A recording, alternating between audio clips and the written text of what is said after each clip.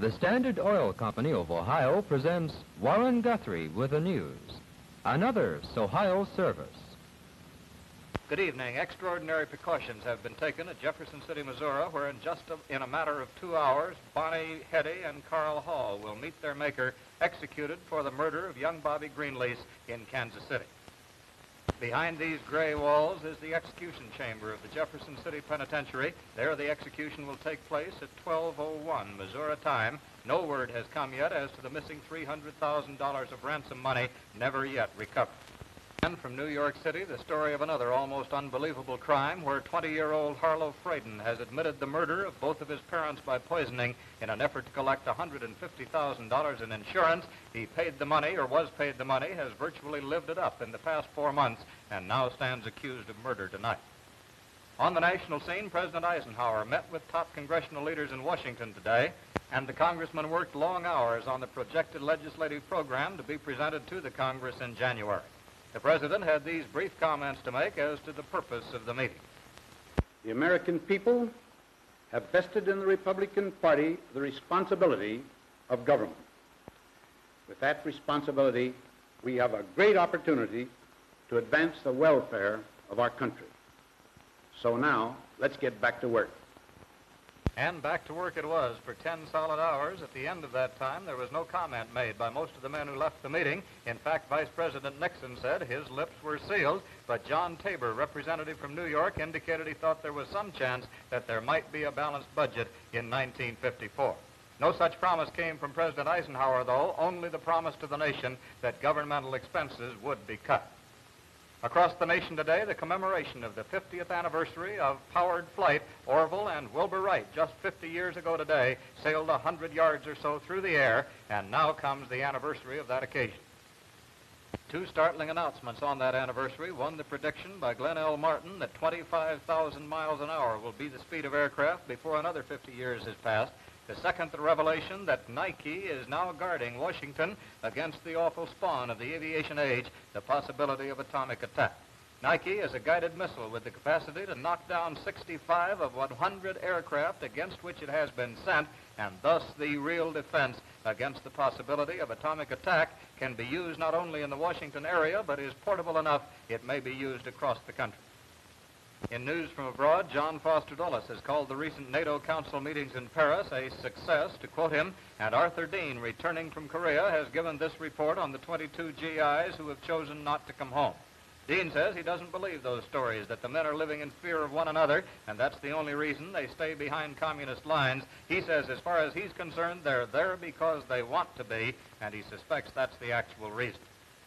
In France today, they failed to elect themselves a president for that republic, as the parliament was unable to give a majority to any of the many candidates for that job.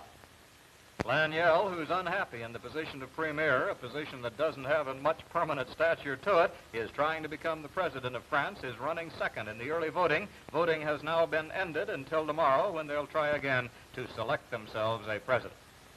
From Russia, no new news of the forthcoming trial of one-time Soviet secret police chief Lavrentiy Beria. No one's too curious about the outcome of that particular trial. They suspect that Beria will be convicted. The date of his execution is about the only thing on which there's speculation at the present time.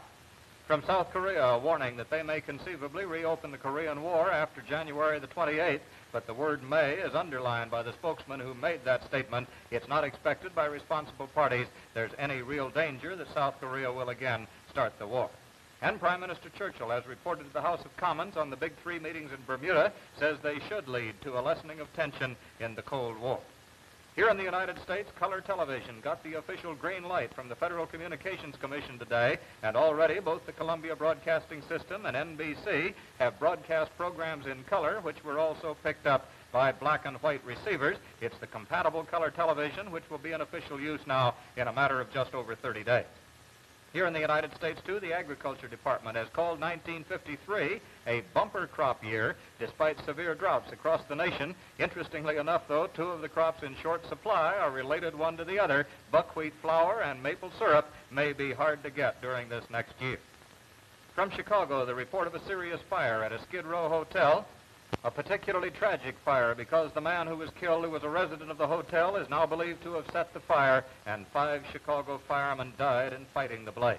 It was a Skid Row hotel that was the scene of the blaze. The man who's believed now to have set the fire and who died in it was released from a mental institution only a few hours before the fire took place. In news briefs around the country, a dispute between the railroads and more than 200,000 operating employees has ended without a strike. A 5-cent pay rise is in the picture. And an expressman strike has ended in Detroit, Milwaukee, and in Pittsburgh as well. That expressman strike on the verge of the Christmas holiday has ended in those cities, will not spread to others because of government intervention. And Woodland Californians are seeking to change the name of one street on which some of them live. They got irritated this Christmas time. Too many people kidded about sending mail to Easy Street.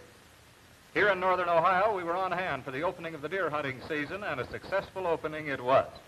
Despite near-zero temperatures and heavy snowfall, as you can see, here's a, 10-point buck weighing almost 250 pounds, and the deer season is really underway. In other Ohio news, a Dayton department store was robbed of $32,000 this afternoon at the very height of the shopping season, and Republican Congressman George Bender of Chagrin Falls, Ohio, says he'll file for candidacy to succeed the late Senator Taft in his Senate seat, now occupied by a Democratic appointee, former Mayor Tom Burke of Cleveland.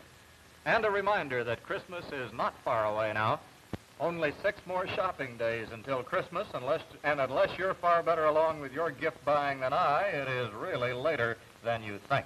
Now, our quick trip around the world with the United Press cameraman, and this South Korean soldier has provided much of the information we've received recently about the 22 Americans who have chosen communism in Korea.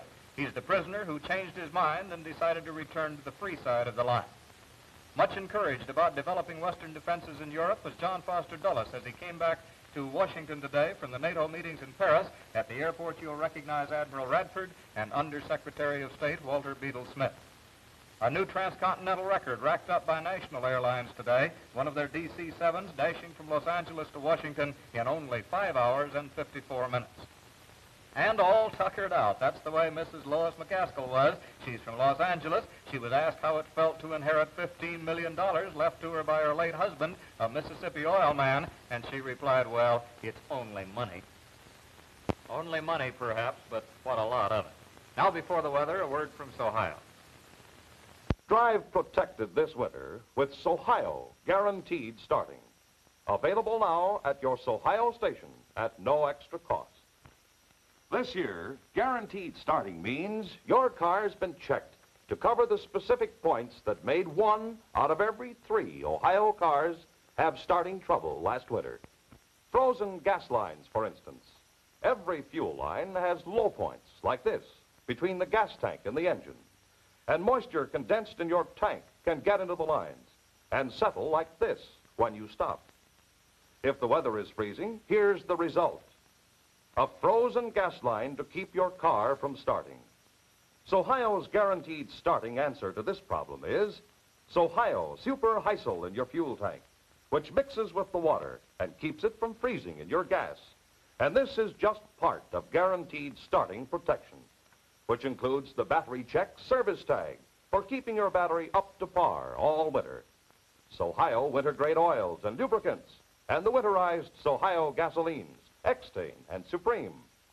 So don't be one of the 1 out of 3 to be stalled in the cold this winter.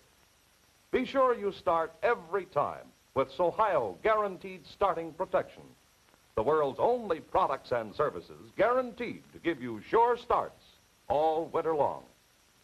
And the coldest weather of the winter is moving into Ohio tonight. Already the temperature in Cincinnati has reached the level of 7 degrees. It's the same in Dayton, 11 in Toledo, 13 in Cleveland. And even though the wind has shifted out of the northwest, it's still that great white cold which is coming in.